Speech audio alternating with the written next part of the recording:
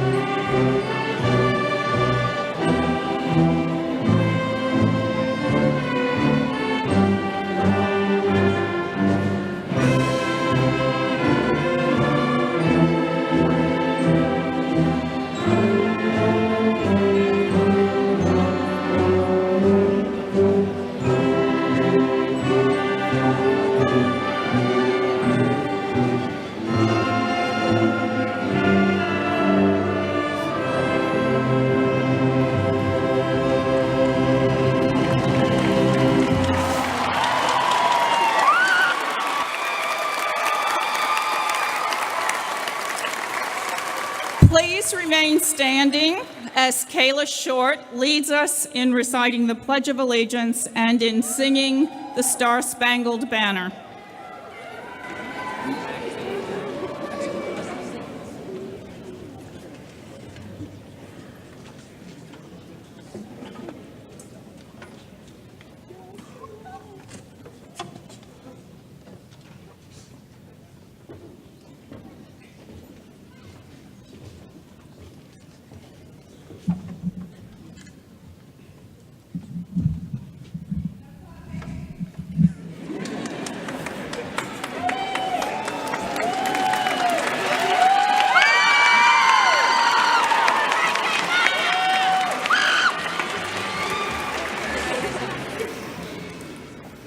Can you please place your right hands over your heart?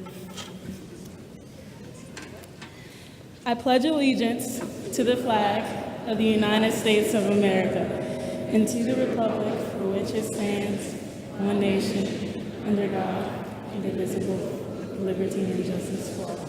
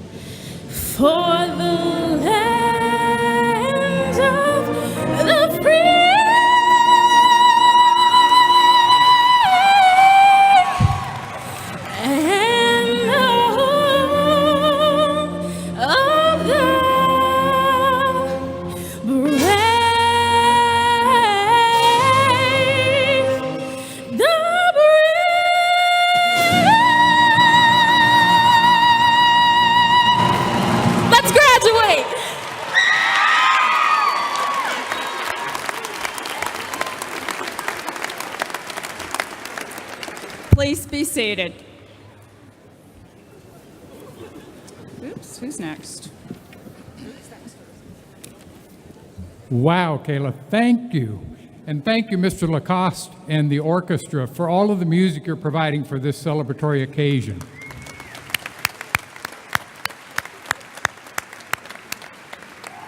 This is a great evening, and it's so wonderful to have each and every one of you here. My name is Patrick Widhalm, and it's my privilege to be the head of school at Ben Franklin and to welcome you tonight to this 58th graduating ceremony for Benjamin Franklin High School. If you haven't already, take a moment to silence any mobile phones or electronic devices.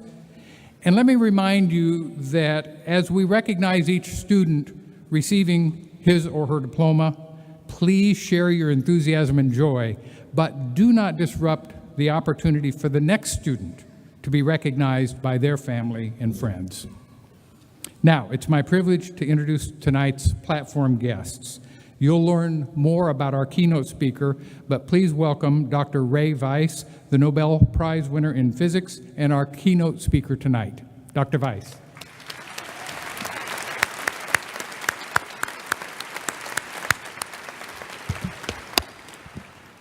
From the Benjamin Franklin High School Governing Board, we're pleased and honored to have Mr. Les Alexander, Board President, and whose son Fisher is graduating tonight. Congratulations.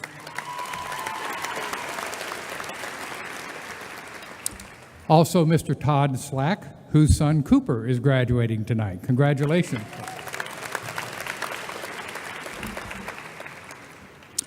Also on the board is Mr. Mark Baum, a 1977 graduate of Benjamin Franklin High School. Mr. Baum. Mr. Wayne Collier, a 1963 graduate and president of the Alumni Board. And we're delighted that Ms. Aaliyah Kott and Ms. Charmaine Cooper Hussein would join us tonight from the board.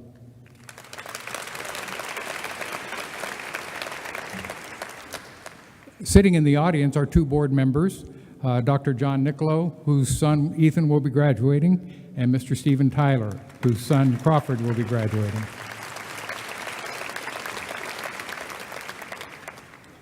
Orleans Parish School Board President, Superintendent Henderson Lewis is coming. He's being delayed, but he wants to join us and certainly to be here when diplomas are presented. So we are pleased that he is here.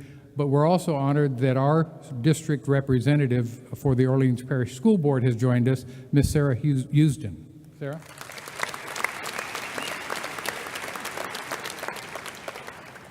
Tonight we have the New Orleans Police Department Superintendent, Michael Harrison. He's here especially because 3 of the seniors were instrumental in helping him form a youth advisory panel to work with relations between youth and the police department. So Superintendent Harrison, thank you.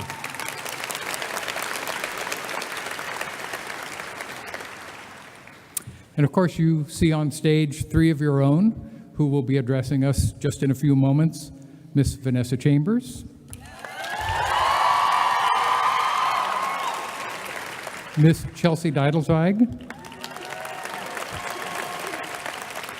and Mr. Calder Altman.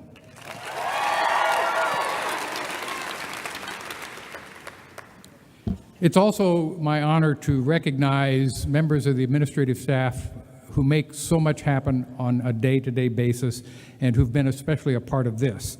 We have great administrative leadership at Franklin, and you know them, but it's my opportunity to recognize them and thank them. First off, Mr. David Ferris, the academic assistant principal.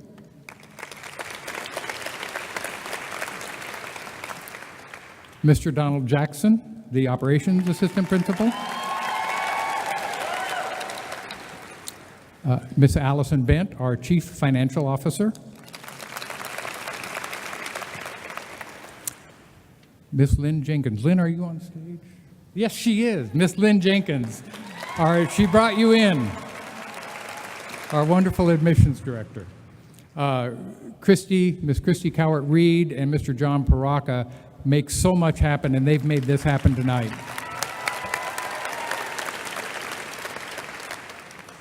And of course, seniors, you owe so much to your senior counselors, your college counselors, Miss Trish Flair and Miss Mary Simon. They're here, and we want to thank them. Okay, seniors, this is it. Class of 2018. We're here to celebrate you. And we're joined by so many who are excited for this evening. Please allow me to recognize 3 special groups, and you join me in thanking them. This arena is filled with friends and family to cheer you on. But at this time, would parents, guardians, grandparents, brothers, sisters, aunts, uncles of the class of 2018 stand so that we can show you how much we appreciate you.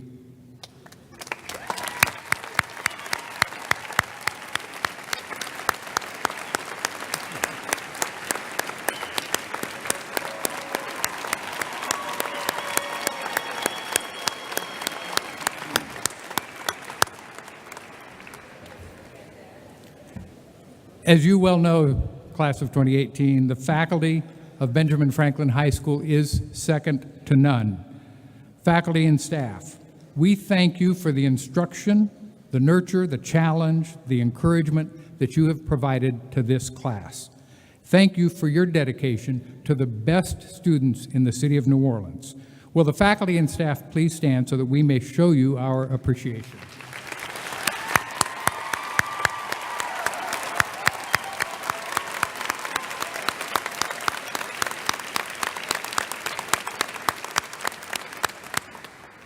And as you leave this evening, you will be adding to the number of Franklin alumni from the past 57 years. You will join them in places of leadership, service, and success throughout our city, our state, our nation, and the globe. Will all alumni of Benjamin Franklin High School stand so that we can show our appreciation for the legacy that you have created for this class?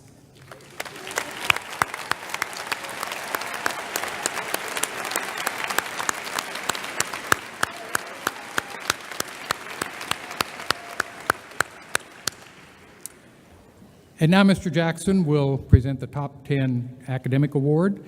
As you're called, please come to the stage and remain on stage until all 10 students have been called forward. Mr. Jackson.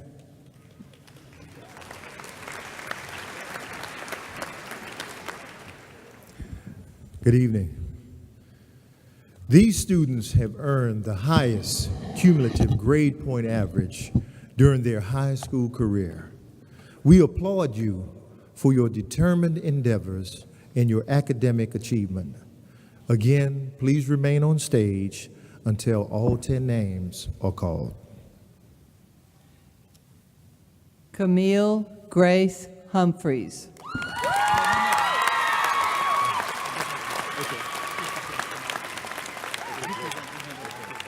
Maya Mayhua Francis Edwards.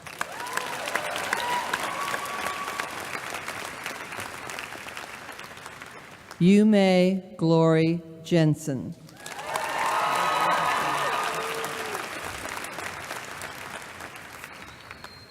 Manasa Rajeswari Narayanamurthy.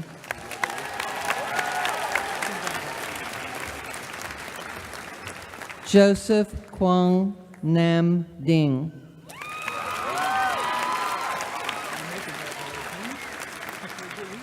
Hannah Elise Gelman.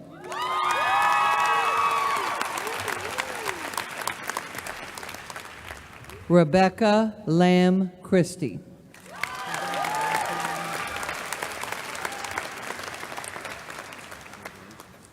Rebecca Lynn Travis.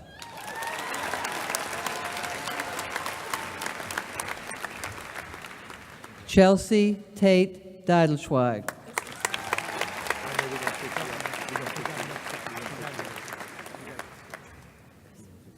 Vanessa Doris Chambers.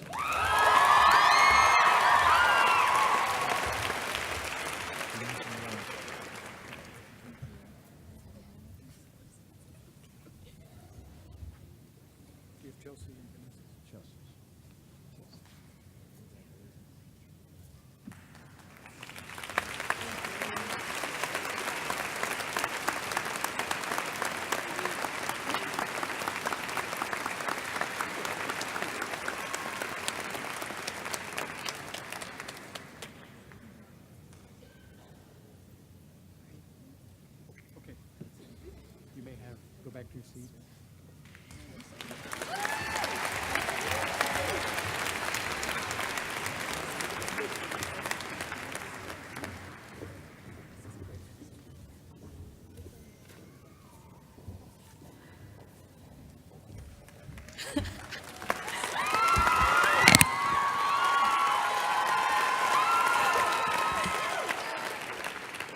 Hi everyone, my name is Vanessa Chambers and I am the valedictorian of the class of 2018.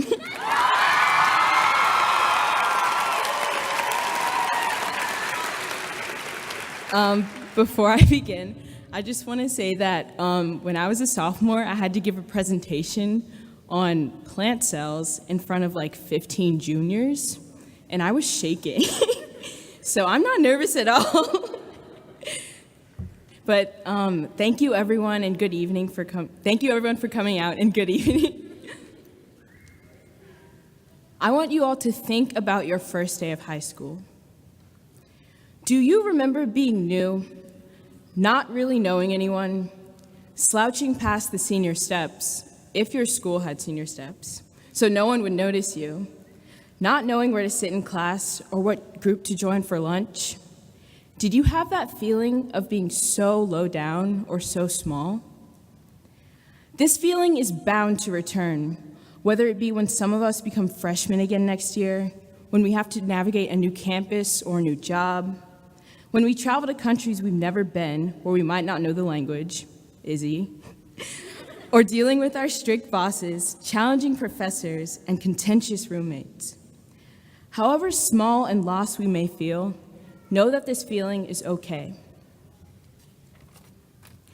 One of the crucial things I learned here at Franklin is to embrace that feeling, to embrace confusion and doubt, to drop the facade of complete confidence and strength, and to let yourself be vulnerable. Because it is in these moments that we grow. Finding yourself at a low point in your life may be disappointing, but this scenario is not necessarily a negative one. Look at whatever lies ahead of you and embrace all of those feelings. At Franklin, I've especially experienced this. When I was a sophomore, I made the tough decision to quit gymnastics and try out for the soccer team. As a cocky 15-year-old who hadn't played soccer in almost 4 years, I said to myself, I'm going to become a starter. And I worked very diligently to achieve this goal. I practiced juggling in my backyard and ran 2 miles after school every day. All of this work finally helped me secure my coveted spot on the team as a bench warmer. I was glad to see my team play and win, but every game I felt that little tinge of bitterness because they were on the field and I was not. I was not a starter. I was not the best. Being one of the worst players on the team, I felt so intimidated and confused at each practice. And at first, these feelings made me want to quit. But I soon learned that it is okay to have these feelings, and it is okay to be one of the worst players on the team. Because every time Katie picked the ball from my feet, every time I passed the ball around with Yume, Alex, and Madeline, I felt myself grow. And more importantly, I learned to embrace my vulnerability and to put myself in a situation where I would likely not come out on top. Aspiring to be the best is an okay thing, but it's impossible to reach this spot all the time. There's so much more out there than our minds can perceive, that our muscles can endure. And we should always seek to improve our abilities and understanding, but never expect to conquer everything. So, instead of lamenting because we are not on the top or constantly competing to get there, stop. Appreciate that you have not mastered everything and open up to the vastness of the unknown. Embrace that vulnerability because this is what gives you purpose. Secondly, it is important to let yourself be emotionally vulnerable. Think of you from last year and where you are now. Have you climbed higher to reach your goals? Is your hard work and dedication paying off? Are you happy? If the answer is yes to all of these, then that's amazing. Or do you find yourself at a lower point than you were last year? If the answer is yes to that, it's completely okay. The summer after junior year, everything was going right for me. I got my first paycheck from a summer internship, and I felt so rich. My best friends and I had returned from an awesome vacation in Colorado, and the near prospect of college filled me with so much excitement. And then suddenly, my mom died. All of the joy and excitement that I felt as a senior vanished. And I stopped enjoying life. I wondered, why can't I be happy? Why don't I feel like myself? I tried to shake this sadness, but the more I tried and the more I failed, the worse I felt. So instead, I accepted this melancholy as a part of me. I realized that while myself is a giddy, happy teenager always laughing with Beata, that there's another part of myself, and I had to accept it as me nonetheless. Feeling emotionally low is okay. We should never expect to feel at our best all the time. Embrace this vulnerability as a part of you. Throughout our lives, we will all experience things that will knock us from our emotional pinnacles into ravines. And if you find yourself in these circumstances, remember that sadness can be a part of you just as much as euphoria can, and that is completely all right. When you are at a low, do not agonize over it. Stephen Hawking said, "Remember to look up at the stars and not down on your feet." And I think from the vantage point of being at your low, not being the strongest, highest up, or at your best, you can do just that. However low you feel or find yourself, don't look down. Look up. Everyone, look up at the stars. Yeah, how many of you fell for that? You might be hit with confusion, wonder, feelings of being lost, and maybe fear. But each time you gaze at the stars, you are slowly stepping out of this bubble of you, embracing the vastness of the universe and letting yourself be vulnerable. And when you feel low, it is important to remember your victories too. Think of your parents, hey Dad, grandparents, siblings, hey Ray, hey Catherine, hey Megan, friends, teachers, and everyone else who helped you achieve these victories. Because no matter how weak, unmotivated, or small you may feel, remember that it is moments like these, graduating from Ben Franklin, that are evidence that we actually have strength, passion, and like my mom said to me last summer, we are the generation that can change the world by just being ourselves. So let yourself be vulnerable, let yourself be victorious, and let yourself live. Thank you.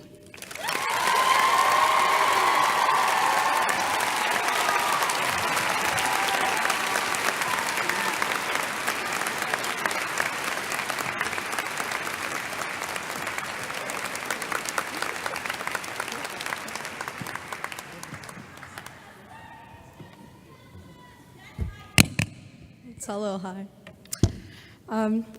Hi, everyone. My name is Chelsea Deitelzweig, and I'm the salutatorian for the class of 2018.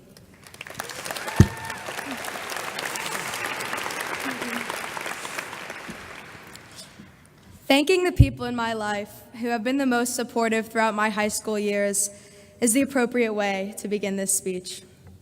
My family, who has never doubted my capabilities, my classmates, who I'm so proud to be standing in front of today, and to our teachers, the class of 2018 success is your success.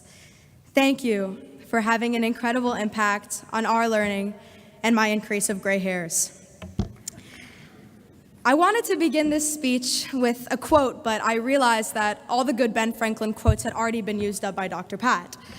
But if alive today, I could hear Ben Franklin say, "Og Snowcloth, class of 2018.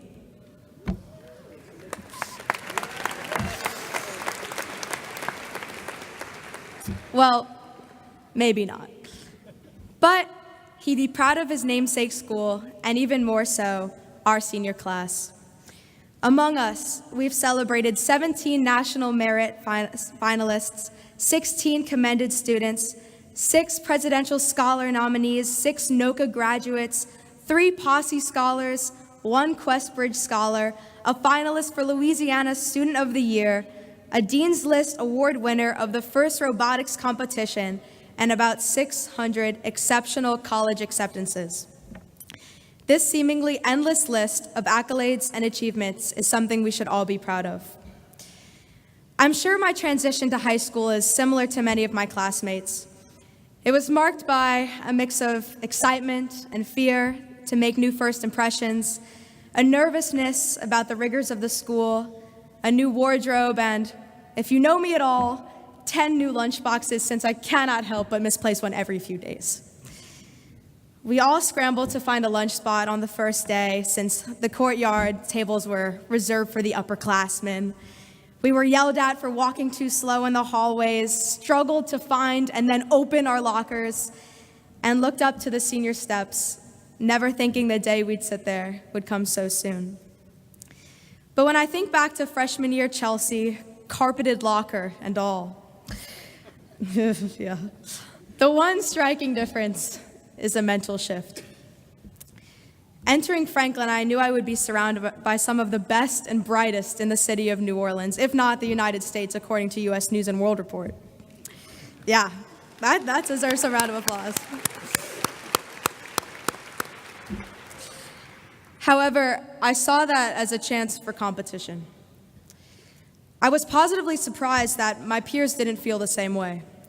Instead of the cutthroat environment I envisioned, my classmates were collaborative, friendly, and supportive. This initial impression has held for the past 4 years, and our grade has continued to exceed my expectations through our energy and initiative. My fondest memories include cheering during Spirit Week as we battled the juniors in basketball, kicked butt in Powder Puff, and came together in harmony for our class song, all while watching Calder and Max cheer in too tight for comfort uniforms. We've fought against racial injustice with forums and Aspen X and followed Mr. Proc in a second line. We've gathered in the courtyard to watch selfless people shave their head to support childhood cancer research through St. Baldrick's. We've celebrated diverse cultures and talented student clubs and teachers at International Fest, and recently we came together in a walkout for school safety and to commemorate the lives lost from the Parkland shooting. Our class, as part of the larger student body, has fostered a community of care, empathy, and service. The diversity of races, sexualities, beliefs, and religions have had a harmonizing effect, and the 10,000 clubs and no-cut policy have allowed a place for everyone to thrive. No matter if one's path was paved smoothly or with potholes, as we know about in this city, we all reached the same destination, and for that, we should all be proud. So because of my teachers and classmates, my transition to high school wasn't as daunting as expected. But we are about to undergo another important transition in our lives. Spoiler alert, it's college. Once I started college shopping, I was sure the type of loving community at Franklin was a rare occurrence. Ideal, but unrealistic in a college experience. That was until my finalist weekend for a scholarship at UNC Chapel Hill. Similar to beginning Franklin, I had those freshman feelings all over again. Intimidation, comparisons, extreme excitement. Yet despite my expectations of rivalry, I never once thought to myself, I am competing with this person. There was an immediate community that was formed, and I realized that this was the community I wanted to be part of for the next 4 years of my life, because it reminded me of my Franklin family. It was a group of people with diverse interests and deep passions who would challenge me to work towards my best potential without it feeling like a race to the top. Just like I learned while entering high school, I was reminded that challenge did not mean competition.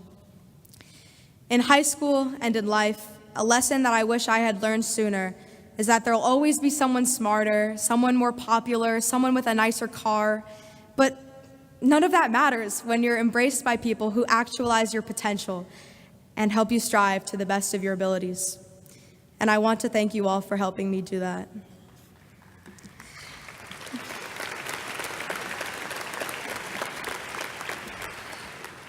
I would encourage everyone in this room today to remember that you have an impact on the people you meet this fall, just like they will impact you.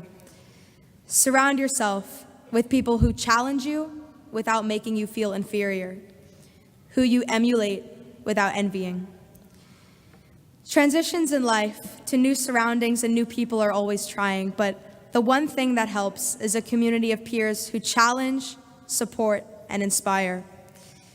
Look around you and think of all of the memories we've shared.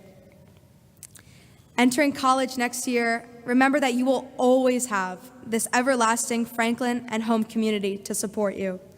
You aren't leaving this place. You are carrying the best of it with you. I feel fortunate enough to have grown with all of you in high school, not height-wise, but mentally and emotionally. I'll do my best next year to find a group of peers equally as special, but it'll be hard. Luckily, this Franklin family is forever. Thank you, guys.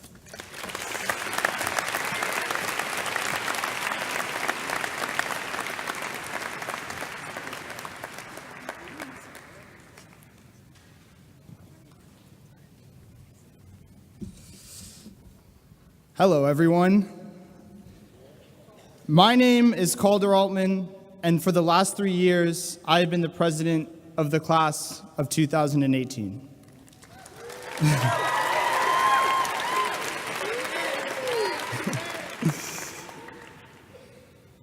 In the graduation ceremonies we've had so far, our teachers and faculty have been acknowledged for the tremendous contributions that they have made in our lives.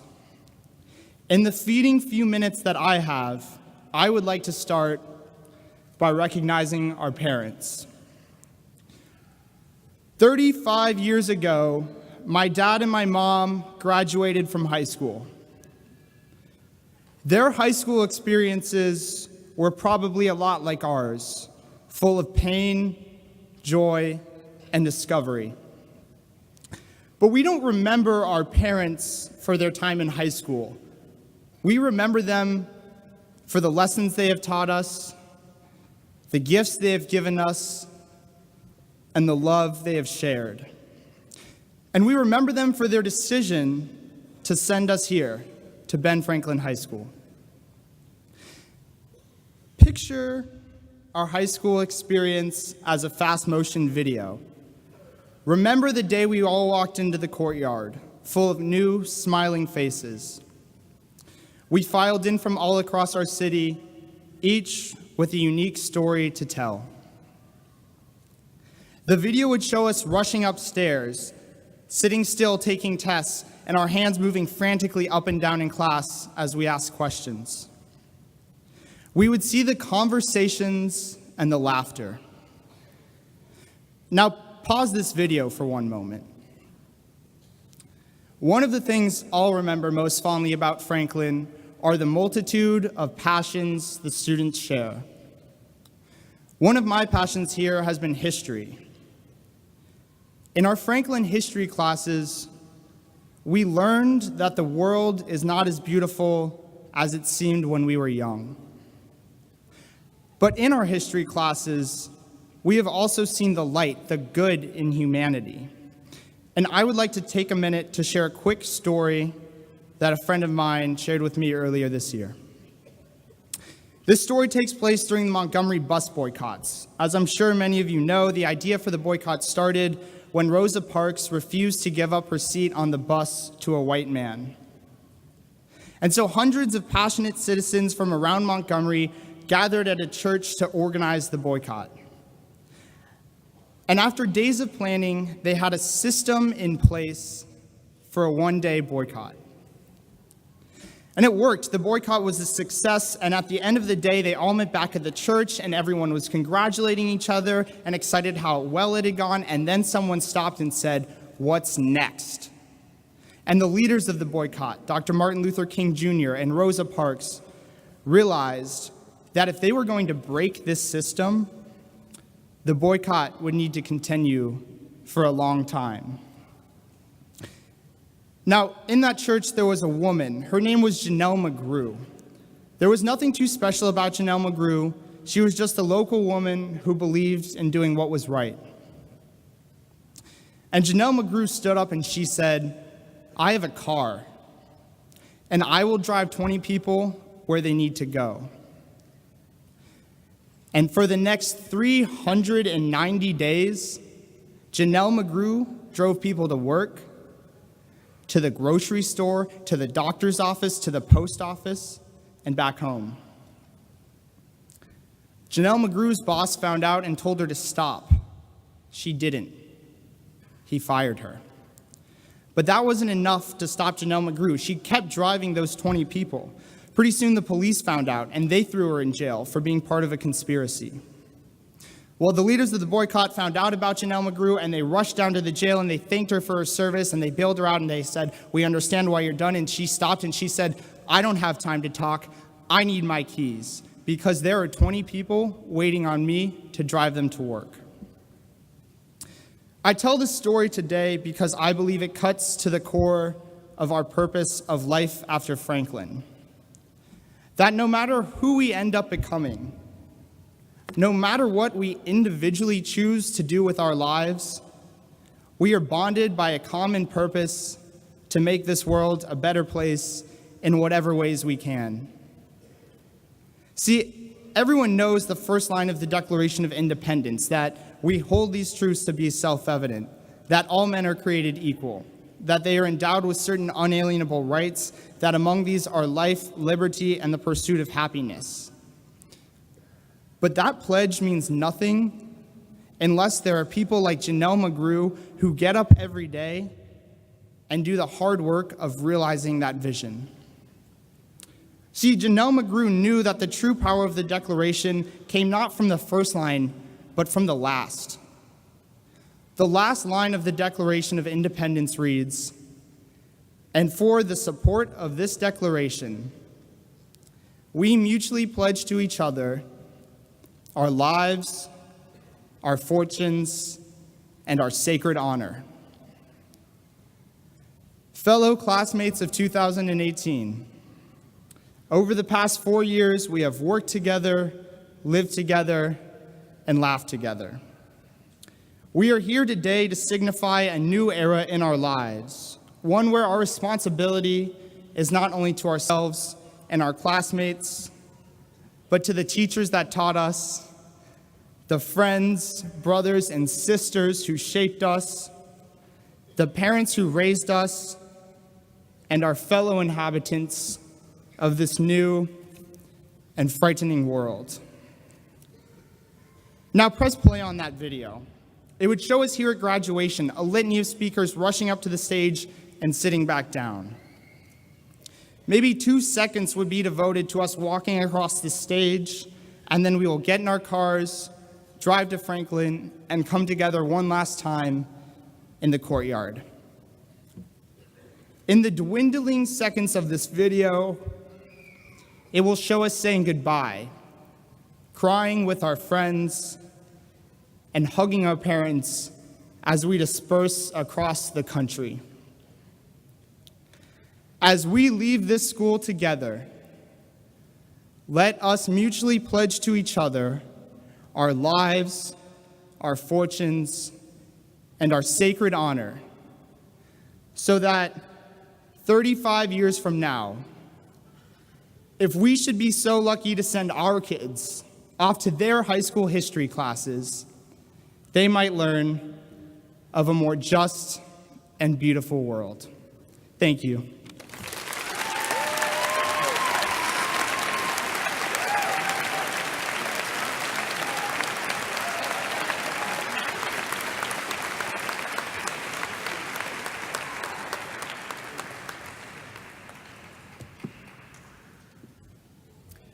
Good evening.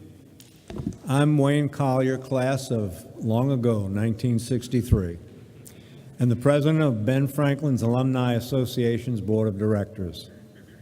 I'd like to welcome you again, the class of 2018, to our Alumni Association. You are now and always will be a member of the Franklin family. You're sitting here tonight because you have done what it takes to earn a Benjamin Franklin High School diploma. I know you and your families are very proud. In just a few moments, you will become part of a worldwide network of over 8,400 Franklin alumni. It is now my honor to present the Franklin Key Award. This award is given annually at graduation to the senior who best exemplifies the broad-based excellence exhibited by the life of Mr. Benjamin Franklin. The recipient is chosen by a vote of the Alumni Association Board of Directors from nominees put forward by the faculty or fellow members of the senior class. This year, we were delighted that there were 6 nominations, all nominated by your peers. Attributes and accomplishments considered in choosing the recipient are scholastic achievement, civic responsibility, practical knowledge and application, leadership, school loyalty, artistic and athletic talent, and the mutual respect of and regard for classmates. This award includes a $1,000 honorarium. This year's recipient was defined by her peers in several ways: as passionate, curious, socially active, tolerant, and deeply compassionate. But the overwhelming trait used to describe her repeatedly was that she is caring in all aspects of her life, from her family and friends to schoolwork, her volunteer work, and extracurriculars. She is active in her synagogue. She's been on Franklin's dance team for the last 3 years, tutors others, has volunteered for a camp for kids with physical disabilities, participated in Oshner's STAR program for students interested in pursuing careers in medicine or science, and conducted research and published 2 abstracts. And these are but just a few of her many accomplishments. Through it all, she is described by many as always smiling. I'm proud to present the 2018 Key Award to Chelsea Deitelzweig.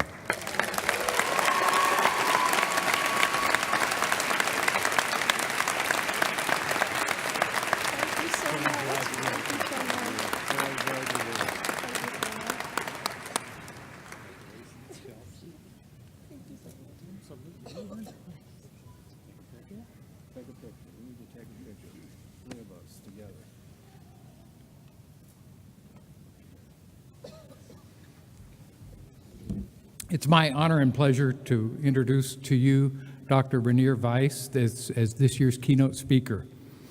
Dr. Weiss is an American physicist known for his contributions in gravitational physics and astrophysics. He is a professor of physics emeritus from MIT and an adjunct professor at LSU. Dr. Weiss brought 2 fields of fundamental physics research from birth to maturity: the characterization of cosmic background radiation and the interferometric gravitational wave observation. He made pioneering measurements of the spectrum of cosmic microwave background radiation and was co-founder and science advisor for NASA's COBE satellite. He also invented the interferometric gravitational wave detector and co-founded the National Science Foundation LIGO project near here. There they do the work for gravitational wave detection. Both of these efforts couple challenges in instrumental science with physics important to the understanding of our universe. In February of 2016, he was one of 4 scientists of LIGO-Virgo collaboration presenting at a press conference for the announcement that the first gravitational wave observation had been made in September. In 2017, Dr. Weiss was awarded the Nobel Prize in Physics, along with Kip Thorne and Barry Barish, for decisive contributions to the LIGO detector and the observation of gravitational waves. Dr. Weiss was born in 1932 in Berlin, the son of Gertrude Losner and Friedrich Weiss. His father, a physician, neurologist, and psychoanalyst, was forced out of Germany by the Nazis because he was Jewish and an active member of the Communist Party. His mother, a Christian, was an actress. The family fled first to Prague, but Germany's occupation of Czechoslovakia after the 1938 Munich Agreement caused them to flee again, fortunately obtaining visas to come to the United States. Dr. Weiss spent his youth in New York City, where he attended Columbia Grammar College. He studied at MIT, and after dropping out in his junior year, he returned for a Bachelor of Science degree in 1955 and a PhD in 1962. He taught at Tufts University, was a postdoctoral scholar at Princeton University, and then joined the faculty at MIT in 1964. We are so honored that Dr. Weiss would join us tonight. Please join me in welcoming him to the podium.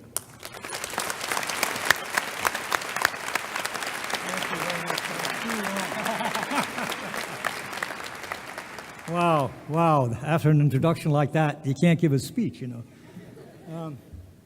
Look, first of all, I'd want to congratulate you all. This is really a momentous day for you people, and also a momentous day for me for an interesting reason. This discovery, which I'll tell you a little more about, was actually made not more than 60 miles from here. How many of you have ever been at the LIGO site in Livingston, Louisiana? Just raise your hands. Not very many of you. Hey, that's a shame, because there's good stuff there. You can see it. There's a wonderful museum. And the people are very friendly, and they love to see young people come in and be interested in what's going on. Well, anyway, so let me give my formal address, but I'll keep looking at you because there's maybe a little too much physics in this address. I'm a little worried about it. Anyway, having gotten a Nobel Prize, I'm supposed to now know how to tell you things that are interesting and an expert on all the things that are important to you. That's absolutely not true, okay? I'm no different before than after that Nobel Prize. What I thought might be useful and possibly interesting for you is to tell you some of the struggles in understanding what Einstein and those of us who have followed have been through to open this brand new field of gravitational wave astronomy. Let's start with the big success that you heard a little about. As you may know, LIGO, which stands for a mouthful, the Laser Interferometer Gravitational Wave Observatory, that's a lot of words, made a discovery in September of 2015 of a gravitational wave signal from a pair of black holes orbiting around each other. As they lost energy to the gravitational waves, they got closer and closer together, and eventually they crashed into each other and made a new black hole, bigger one. The event occurred about 1 billion years ago and caused the LIGO detectors to change their length, which is 4 kilometers, by only 1,000th the size of a proton, which is tiny. I mean, it's absolutely so small, it's impossible to almost think of that you could measure that. Okay. Since that event, we have seen 5 more such events. The last one was also witnessed by a detector in Italy, a Virgo detector. And in August 2016, we witnessed a similar type of event of a different kind with 2 neutron stars. Those are stars that weigh as much as the sun, but are only about the size of New Orleans. They're tiny. Their density is enormous. You couldn't even lift a teaspoon of that material.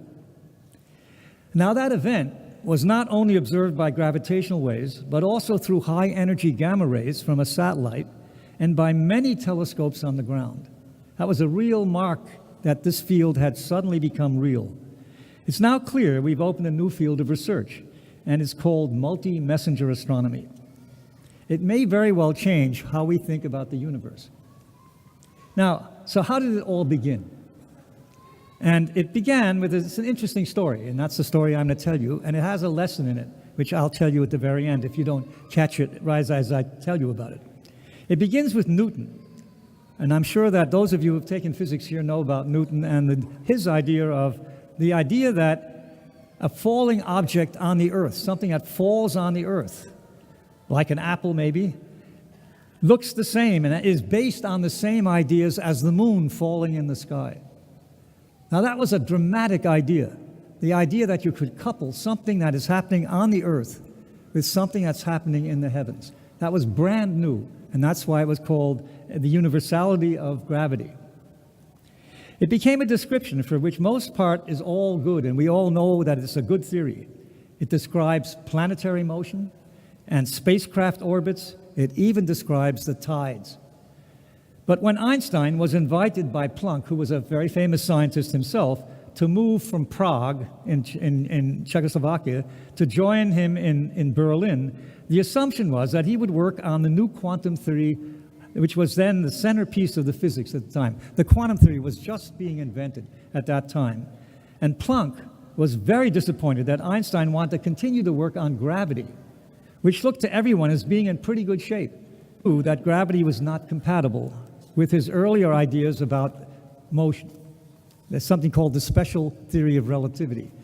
It was not compatible with that. It did not work perfectly well for the planet Mercury, by the way. The planet Mercury did not do the orbit that it was supposed to do as Newton would have predicted. Nor could it be formulated in a consistent way for bodies moving very fast or very much heavier, very heavy bodies that were moving fast. And it violated the finding that information and objects could not move any faster than the velocity of light. That's despite what the comic books tell you. It's not true. You cannot move faster than the velocity of light. And in Newton's theory, things did move faster than the velocity of light. So Einstein then developed his own theory of gravity, which has a completely different aspect. There was no more gravitational force. It was a very interesting idea. The idea was that the geometry of space, the way you measure space and the way you measure time, is somehow dependent on where you put matter and energy. And that the distortions in the geometry, the way that the geometry gets distorted, tells, and how time gets distorted, that tells matter how to move. So there's no more a force. It's an interesting geometric theory of gravity. Now, the new theory explained the motion of Mercury, which we now know from Einstein's letters caused him to have several sleepless nights of joy and amazement. It also predicted the bending of starlight as it passes by the sun, and the fact that clocks near large masses go more slowly than clocks far away from them. And by the way, all those GPSs that you have on your cell phones wouldn't work unless Einstein's theory was the true theory of gravity. So, in 1916, Einstein realized that the new theory also included the idea of gravitational waves, ripples in space and time that travel at the speed of light and carry information about changes in the gravitational field at a source to the rest of the universe. In other words, it was that thing that was needed to make Newton compatible with the earlier ideas of Einstein. In 1916, Einstein tries to show how the waves are generated by accelerating masses, but makes a significant mistake. Later in 1918, he corrects this in another paper dedicated exclusively to gravitational waves. You get an interesting insight into Einstein by his statement in the beginning of the second paper that he had made an unfortunate arithmetic mistake in that earlier paper, which had led him to a significant conceptual error. It's clear that he was still grappling with the content of his own theory, and he wasn't quite sure how it all worked. But at the end of the 1916 paper, he makes an astounding statement. He says that this new idea of gravitational waves will never play a role we can observe in nature.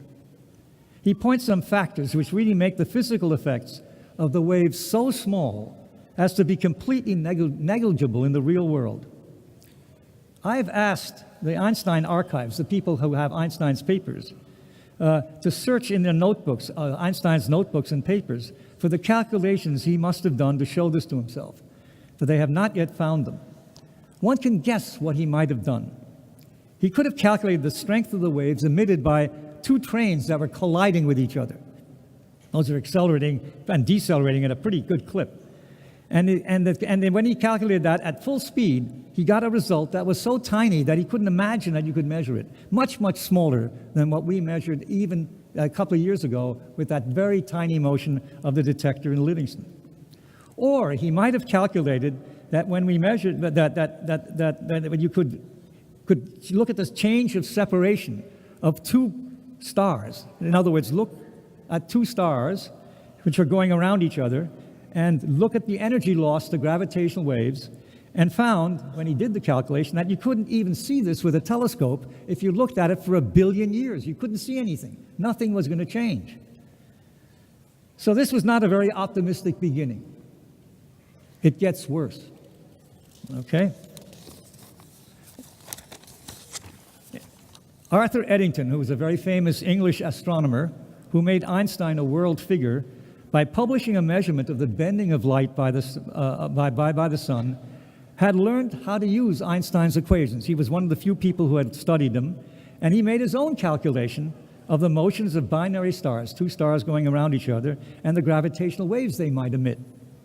To his horror, he found that the theory gave the stars gaining energy as they emitted gravitational waves. Clearly a nonsense result.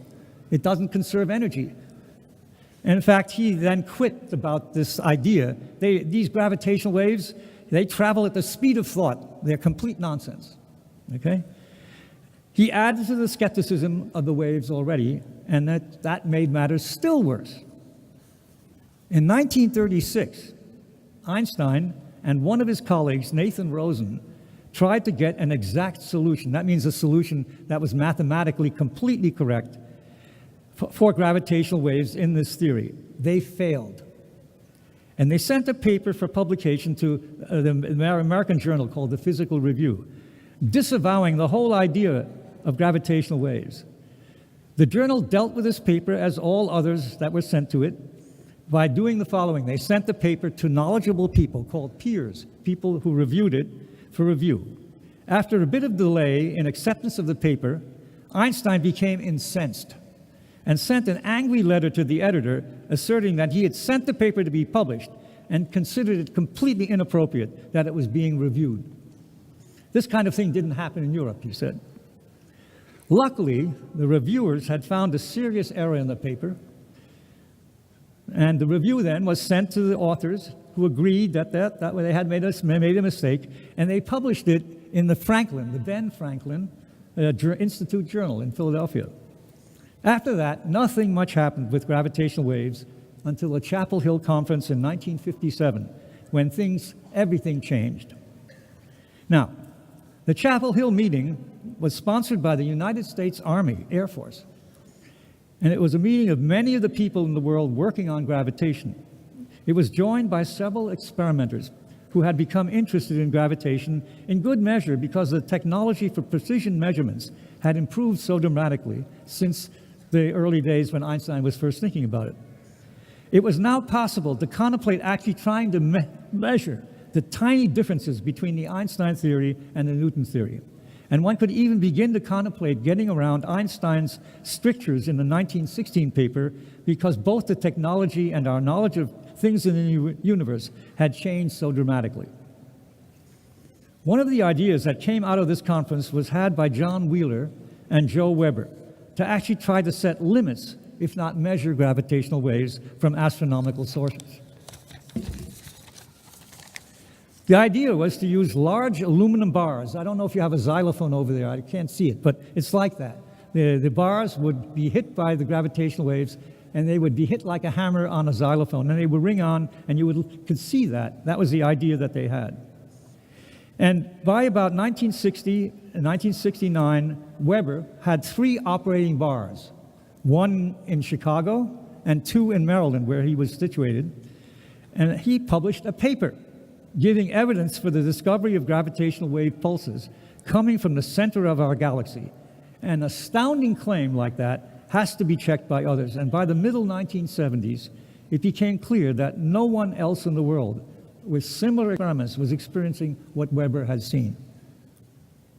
Now we know that Weber's experiments were not sensitive enough to see gravitational waves by about a factor of 1,000,000.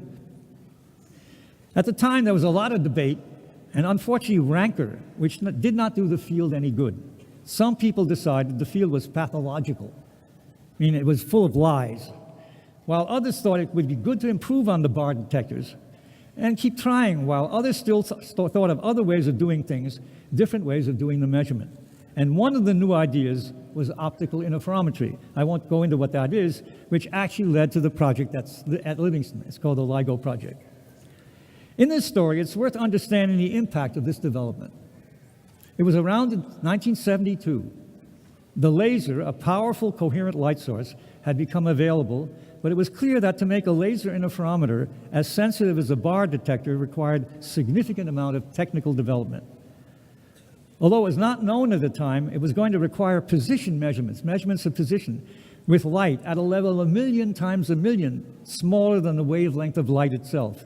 And the same enormous factor of improvement had to be done in isolating the mirrors from the motion of the Earth and other noises that might kick the mirrors around. Furthermore, there was no clear idea, even if one made the improvements in the measurement technology, at what level one would begin to actually measure astronomical gravitational waves. Given the enormity of the technical steps required and the large uncertainty in the sources, it's a testimony to the spirit of adventure and willingness to take risks for a significant payoff that universities and funding agencies supported the research. At that time also, tremendous progress was being made in understanding the sources a little better. Now, the effort from conception to first measurement, that's the measurement that took place here in 2015, took a little over 40 years. 40 years. In the end, more than 1,000 scientists, engineers, students, technicians, and administrators were involved in making the research succeed. and by now $1 billion had been spent. This flaky field has turned into a big science because it could not be done on a tabletop by a few people. Even so, many people ask all of us how did we survive so many years without a result, and what kind of individuals have the perseverance to work on such a project for such a long time? The best answer is most of us enjoy the day-to-day process of doing research. There's a pleasure in having a circuit one has designed work, or a computer program when one is written give a wonderful and sweet result.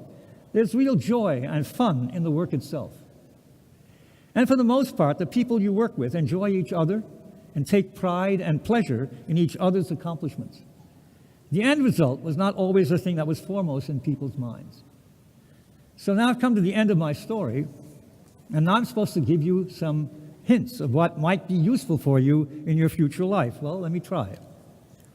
1, science is not always done in a straight line. That story should tell you that pretty straight. Gravitational waves had a complex and very sinuous history. 2, in many cases, transformative things will be done by taking some risks. And we need to convince the responsible people in our society to always provide some fraction of effort and support for risky and ill-formed ideas. And 3, for scientists, instead of just making career decisions based on the possibility of success, it's worth putting a lot of weight on whether the day-to-day process in the research is interesting and fun, and whether the people one works with are convivial. Thank you.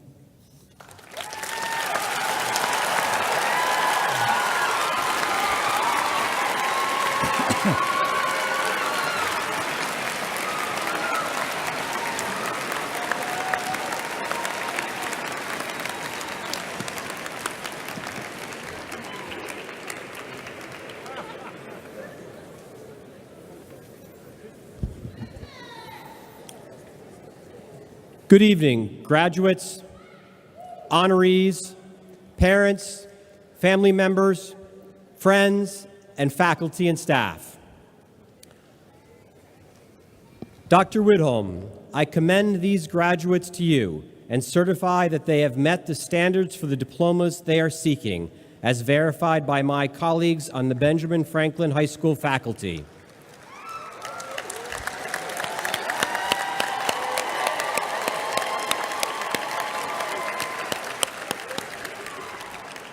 Please confer upon them the diplomas that they have earned and that they so richly deserved. Graduates in the first row, please rise and approach the stage.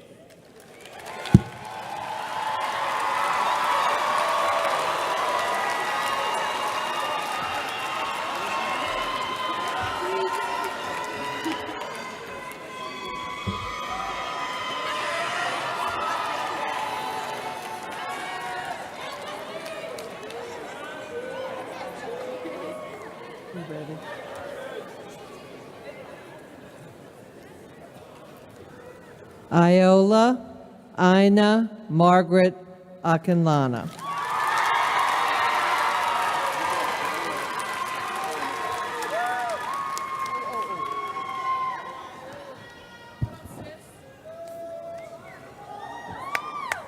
I got out of order. Calder Bernard Altman, magna cum laude.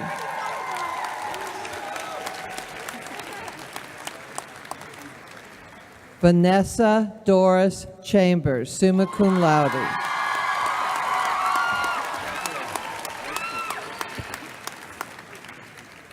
Chelsea Tate Deitelzweig, summa cum laude.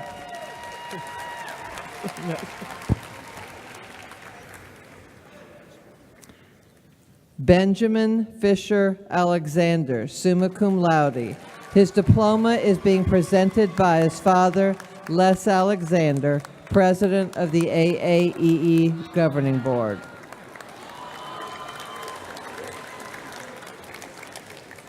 Raven Christina Ankar, magna cum laude.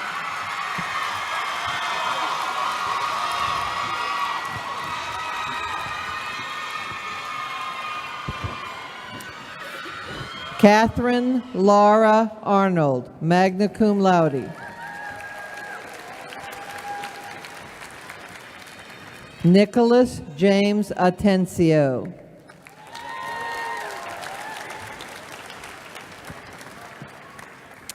Gabriela Teresa Bere.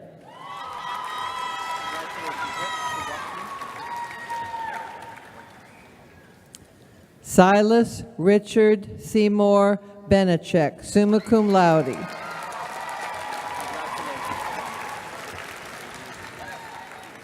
Emma Carolyn Benson, magna cum laude.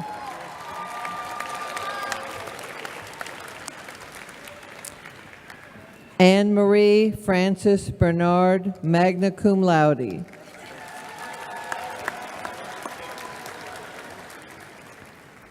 Emily Grace Blaze, summa cum laude.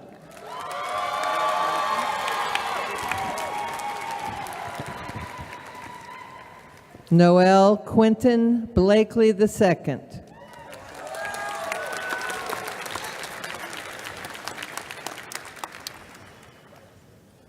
Patrick Lyons Bloom, magna cum laude.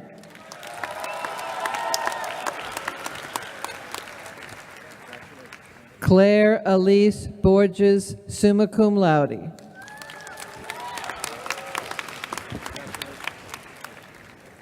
Isabel Marguerite Boulay, magna cum laude.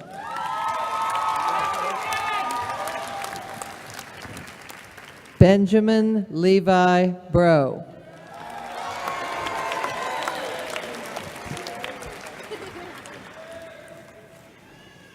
Destiny Renee Brooks, summa cum laude.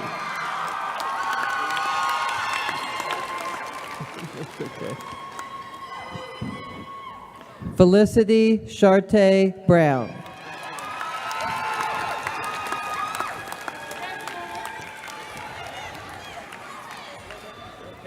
Michael Edward Brown, Jr.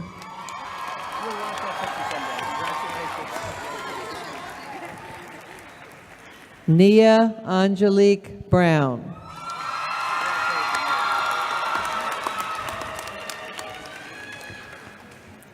Lynn Sarah Neenan Kai.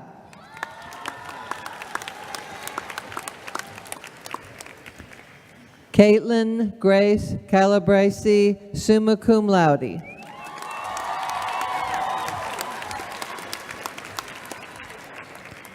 Donovan Ashton Carney, magna cum laude.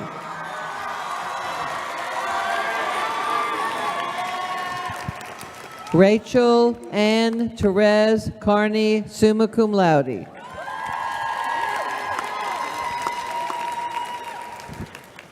Joshua DeVere Chamberlain, magna cum laude.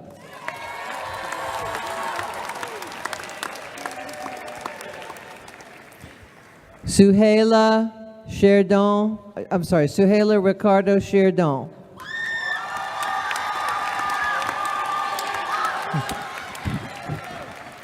Rebecca Lamb Christie, summa cum laude. Arthur Kwok Vung Chu, summa cum laude. William Scarth Clark, Jr.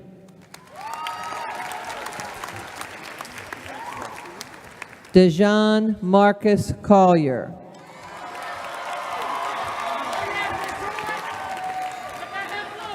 Jawan Frederick County, magna cum laude.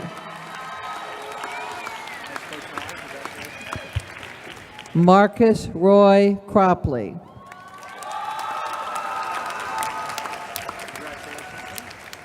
Christian Michael Davison.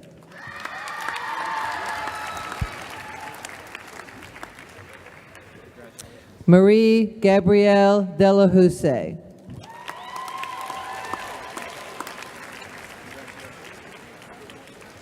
Corey Brittany Desir.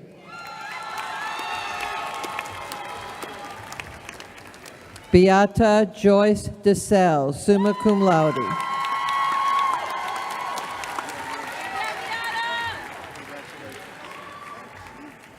Joseph Quang Nam Ding, summa cum laude.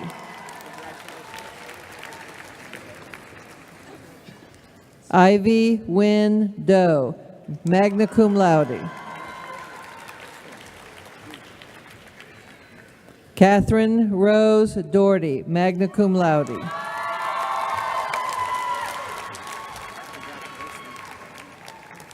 Madeline Grace Donofrio, magna cum laude.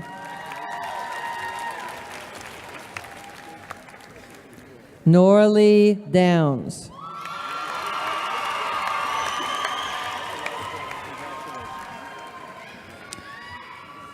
Devon Keith Duncan.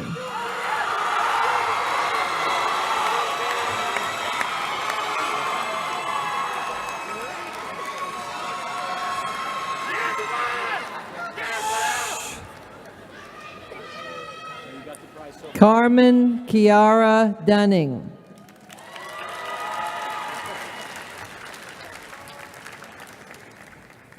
Amani Lee Edwards, summa cum laude.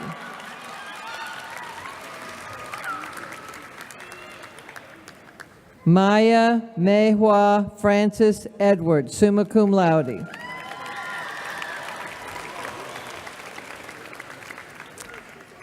Emily Madison Icaseth, magna cum laude.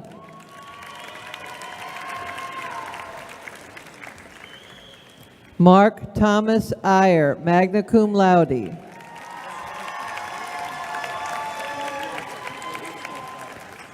Ryan Cherny Fagan, summa cum laude.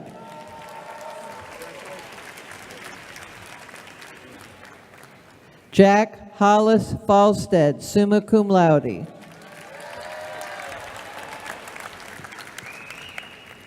Camille Kalpakis Fishman, magna cum laude.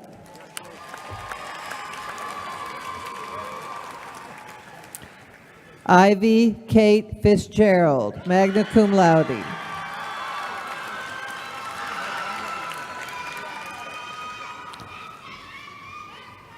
Marisa Francis, summa cum laude.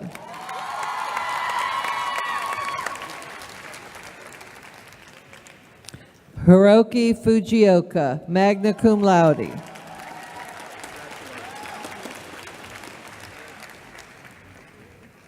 Elena Clark Gazarowski.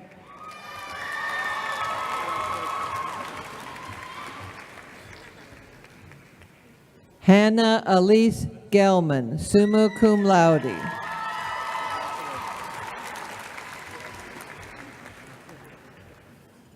Victoria Lynn Gifford.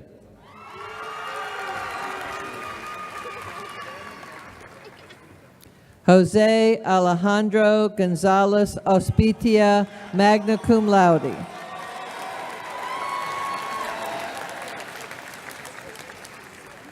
Danielle Savannah Goodwin. Derek Aaron Graham, Jr.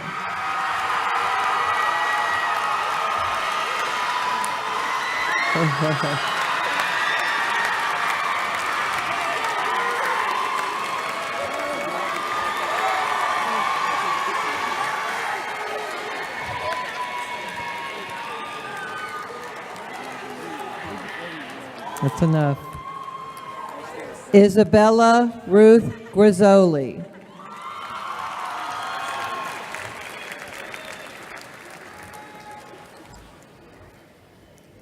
David Benjamin Gross.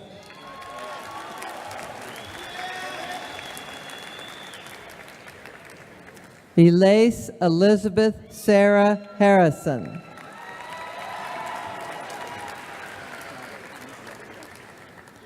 William Garrett Hayes.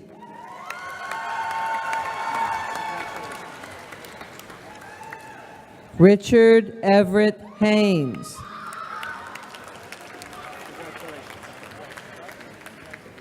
Hudson Forrest Henderson, summa cum laude.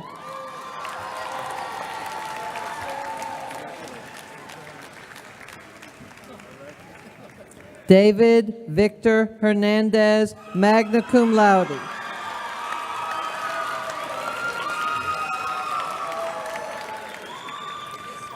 Vinicio Andres Hernandez, magna cum laude.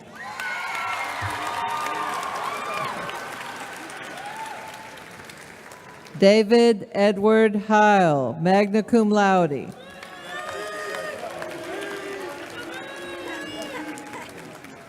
Michael Ho.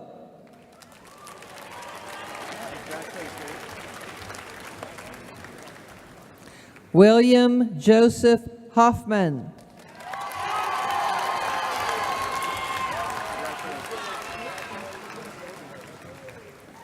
Camille Grace Humphreys, summa cum laude.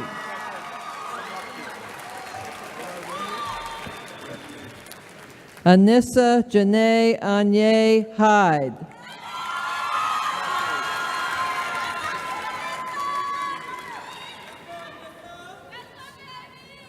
Yume Glory Jensen, summa cum laude.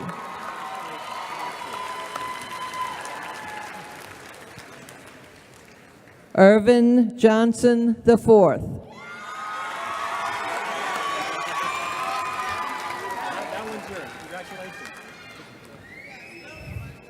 Joshua Ryan Jordan, magna cum laude.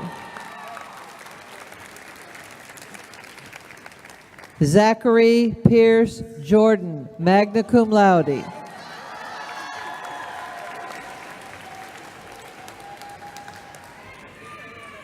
Rebecca Reed Kornman, magna cum laude.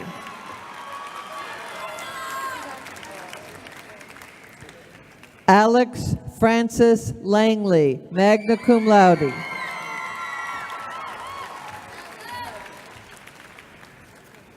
Hannah Lee, summa cum laude.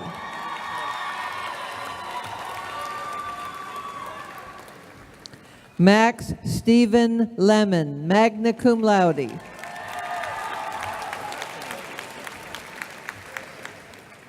Jonathan Dewey Lester, magna cum laude.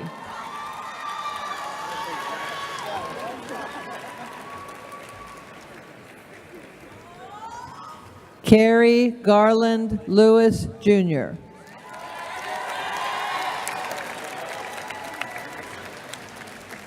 Victoria Lee, magna cum laude.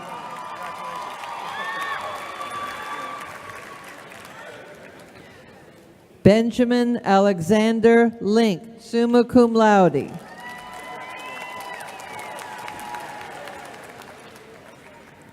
Jennifer Lauren Lloyd, summa cum laude.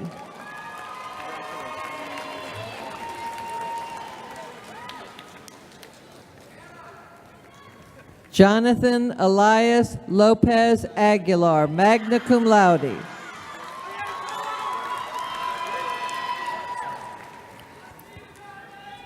Giovanni Kanawati LaRusso, magna cum laude. Johnson Wong Lu, summa cum laude.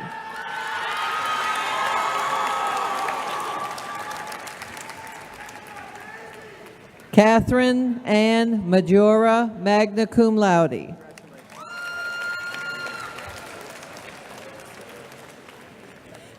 Naya Amari Manchester.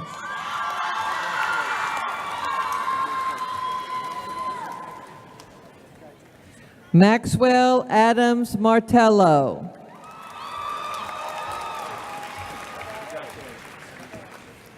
Mose Dupre Mayer.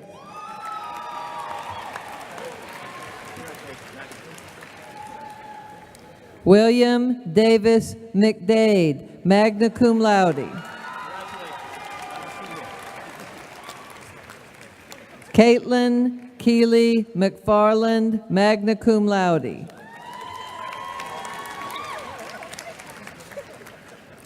Callan James McGuire, magna cum laude. Ian Patterson McLaughlin, summa cum laude.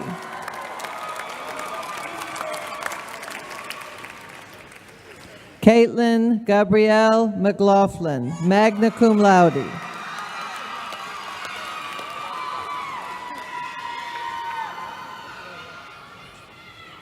Lauren Paley Melchiodi, magna cum laude.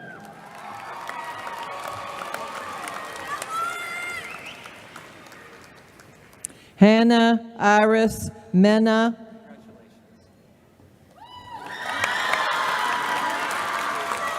Murphy Thomas Hardin Maine, magna cum laude.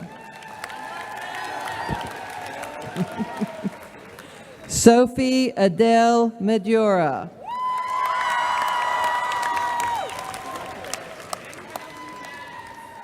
Bowen Dale Mintz, summa cum laude. No.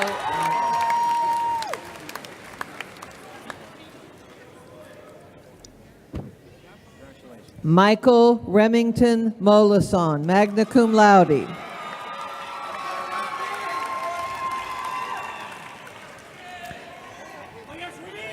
Joseph James Moretis, magna cum laude.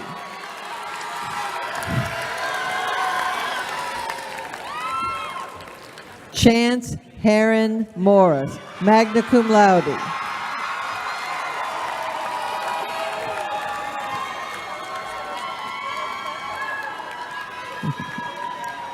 Alexander Bradley Michael Morrison.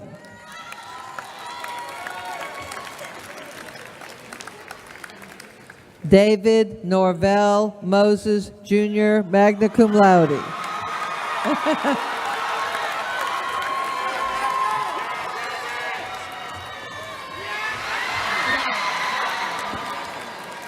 Sion Janae Murray, magna cum laude.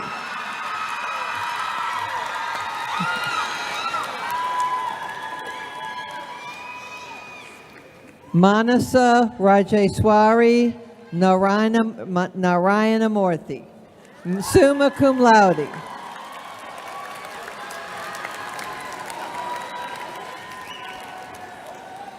Dylan Kui Nyat Wen.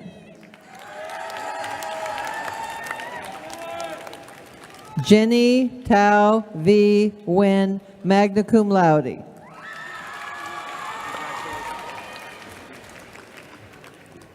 Kelvin Tam Wen, magna cum laude.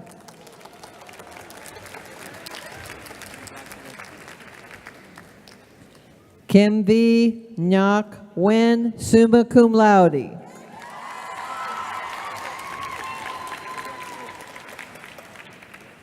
Phuong Ing Tran Wen.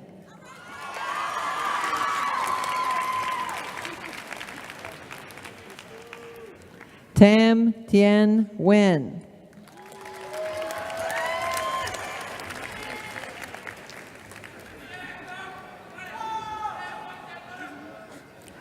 Tyne Truk Katrina Wen, magna cum laude.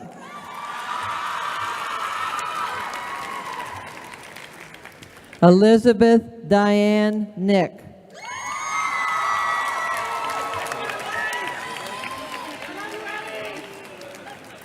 Ethan James Nicklow, summa cum laude.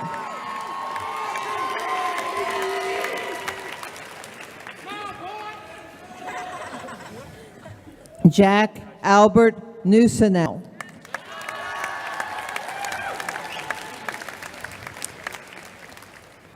James Leland Maxwell O'Connor, magna cum laude.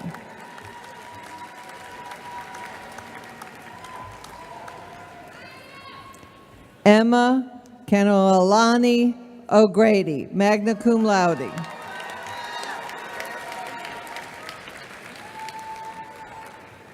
Donald Anthony Oliver II.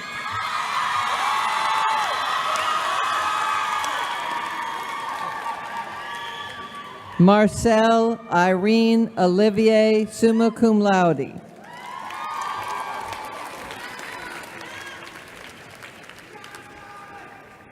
Victoria Yvonne Pape.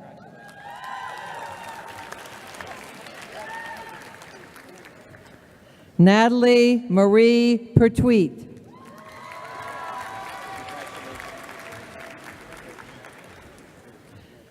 Cheyantian Consuela Porter.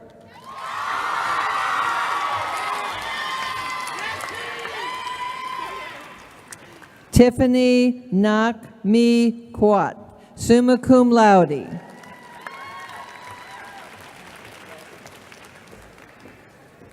Hayden James K. Ruse, magna cum laude.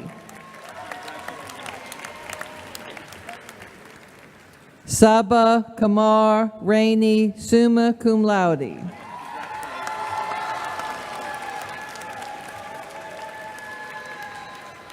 Gordon Hobson Rand, magna cum laude.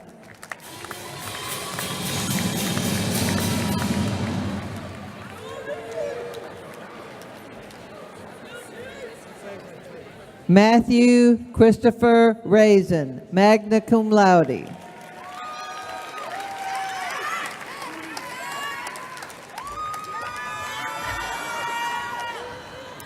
Lillian Ruth Rigamer, magna cum laude.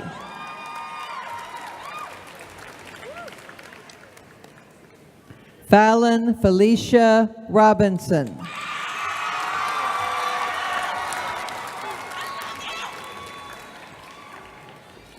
Selena Nicole Rollins.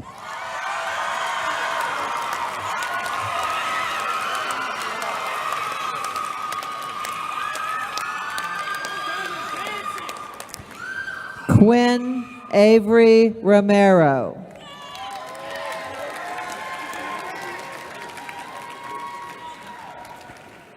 Benjamin Hunter Ryan, magna cum laude.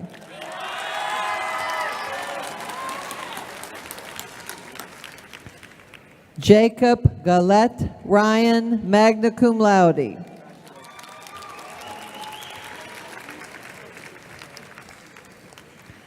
Anthony Michael Preston Sanyard, magna cum laude.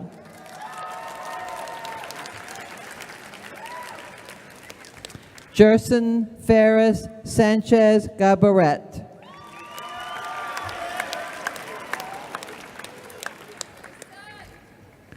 Joseph Patinavan Scarmuza, summa cum laude.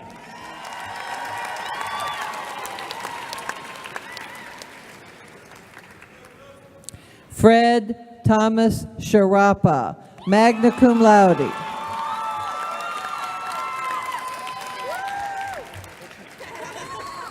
Kyra Renee Scobie Hamilton, magna cum laude.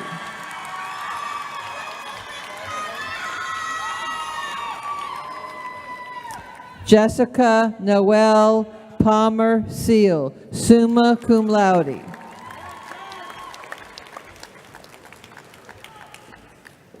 Robin Sellers, magna cum laude.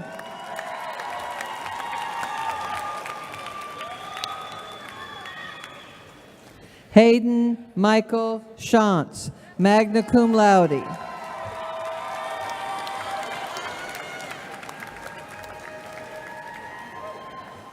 Carrie Marie Short.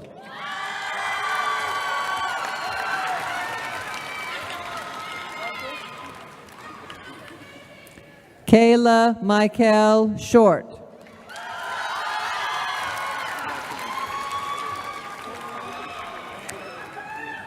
Alexis Elisa Sims.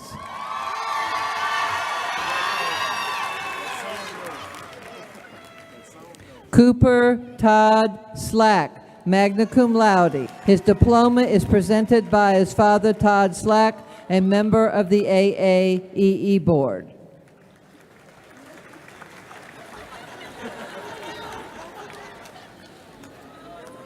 Ashley Nairobi Smith.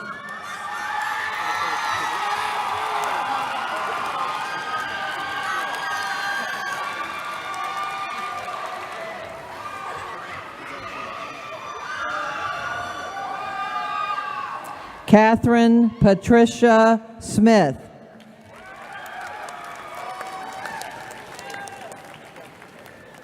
LaTatiana Relisha Smith.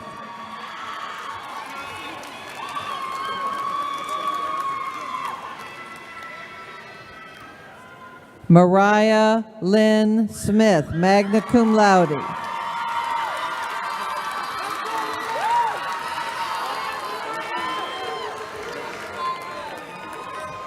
Wintana Sigawani Solomon.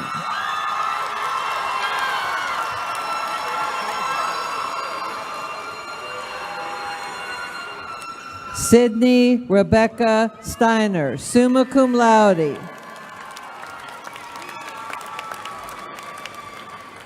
West Ferguson Stenson.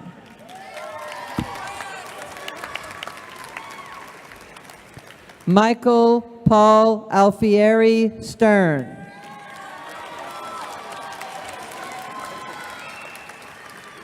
Nathaniel Jones Stewart.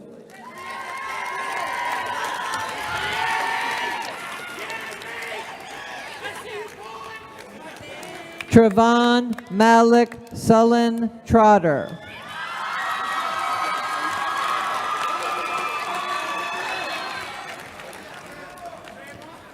Shelby Alexander Sundmaker, magna cum laude.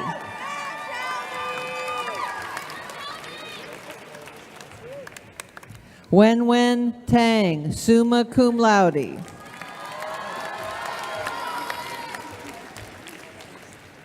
Clark Camden Danielle Taylor.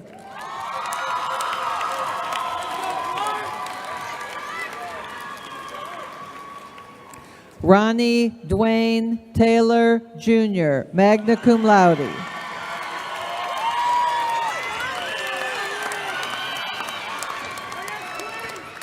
Lila Evangeline Thaler, magna cum laude.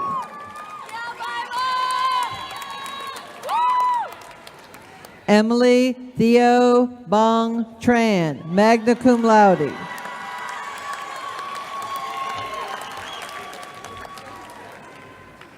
Emma Swanmi Tran, summa cum laude.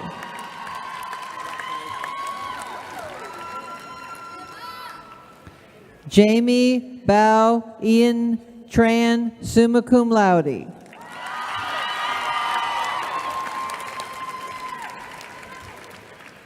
Mary Tyne Tran, summa cum laude.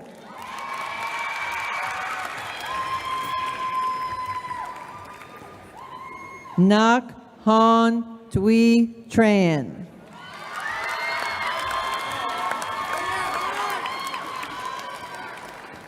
Rebecca Lynn Travis, summa cum laude.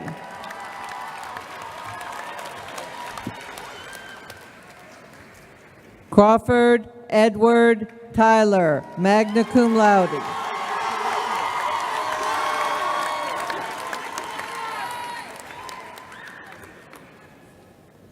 Dejanay Lachey Vaughn.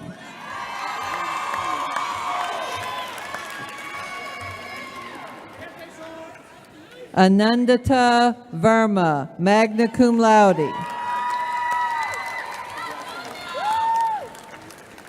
Ashley Tui Fung Vo, summa cum laude. Ian Mark Vospotts.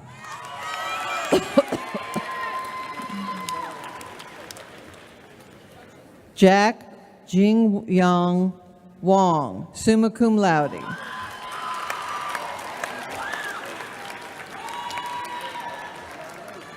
Devon Cameron Watson.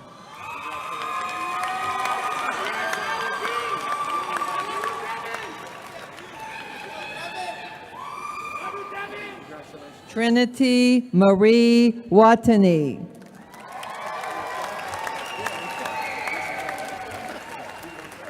Diamond Destiny White.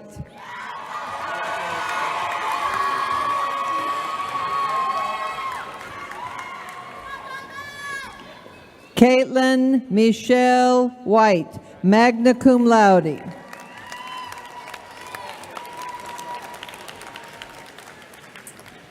Angelica Sabrina Williams, magna cum laude.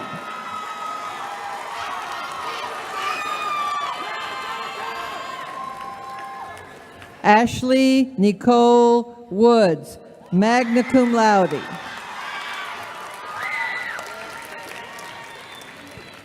Sydney Paige Wynn.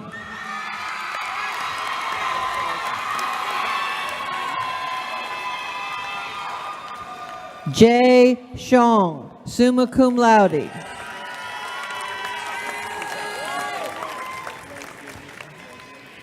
Isa Kaya Devi Yasmin Gonzalez, magna cum laude.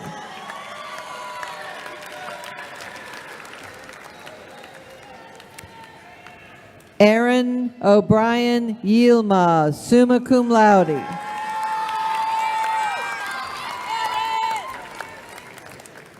Philip Michael Humans, magna cum laude.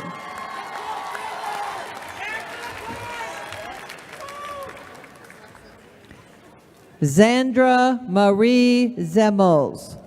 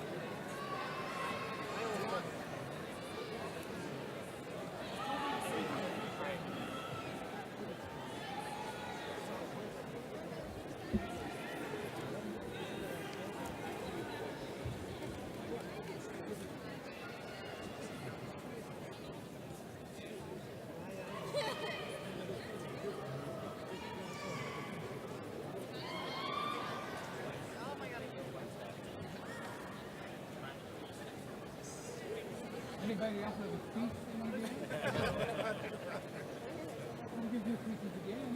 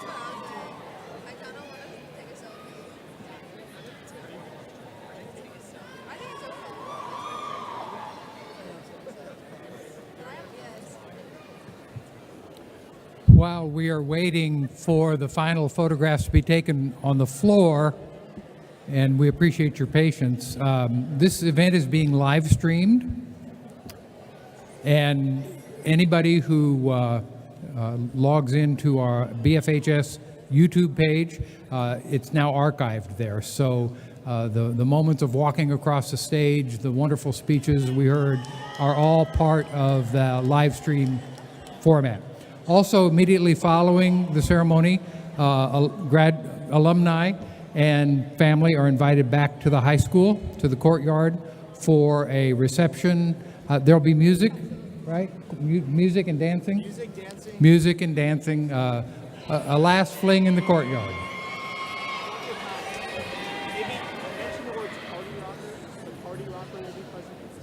Okay, gotcha.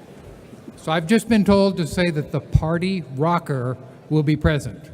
That's not me.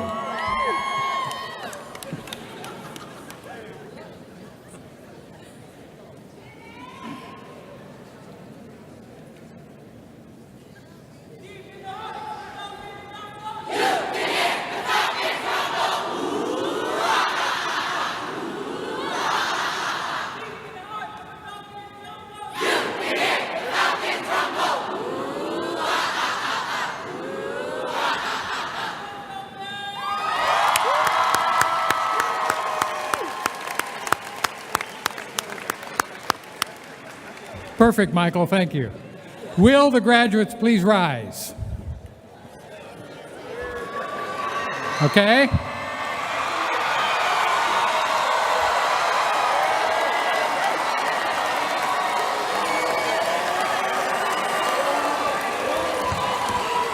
Mr. Superintendent, we're pleased that Henderson Lewis is with us, board members, and to all of those present as witnesses to this declaration.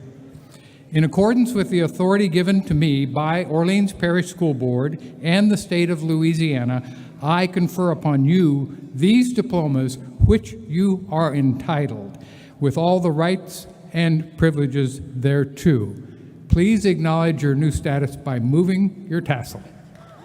Congratulations.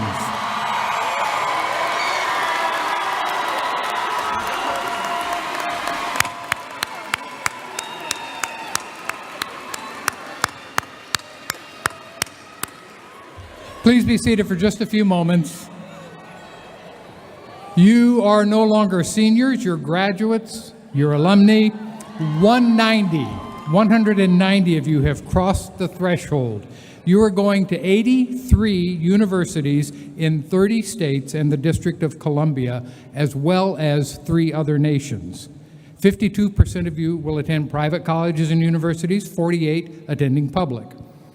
54% of you will be attending colleges and universities outside of Louisiana, and 46 of you will be staying in Louisiana. You have earned this amazing diploma. And I had two and a half pages of a final speech, but instead, we've heard some remarkable speeches. Vanessa, Stacy, Calder, Dr. Weiss. So, listen. I want everybody to take 1 minute to really lock in something you heard. What is something that Vanessa said that you want to lock in? What's something Calder said, that Stacy said, that Dr. Weiss? Take a minute to reflect on this ceremony and what you have heard, because you've heard some amazing presentations. And now, Stacy, Raven, and Ronnie. Where are you, Ronnie? That's my friend. Please. Oh, did I say stay? Oh, my God. May I introduce you to Deitelzweig? Okay. Mom, I guess you never thought that you'd be salutatorian. All right. Please stand.